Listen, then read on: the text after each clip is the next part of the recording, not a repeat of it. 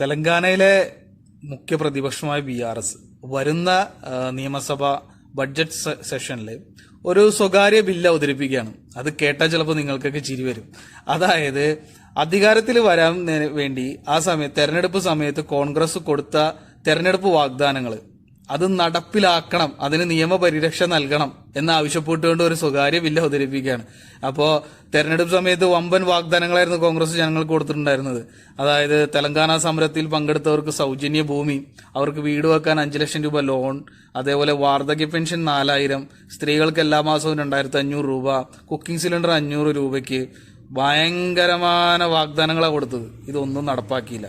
അങ്ങനെ നടപ്പാക്കാതെ മുങ്ങാൻ നോക്കിയ കോൺഗ്രസിനെ ജനങ്ങളുടെ മുമ്പിൽ തുറന്നു കാട്ടാൻ അവിടുത്തെ പ്രതിപക്ഷം ഇതൊരു ബില്ലായിട്ട് നിയമസഭയിൽ അവതരിപ്പിക്കുകയാണ്.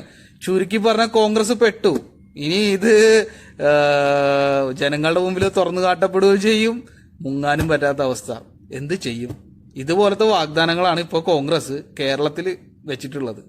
ചിന്തിക്കുക ജനങ്ങളെ.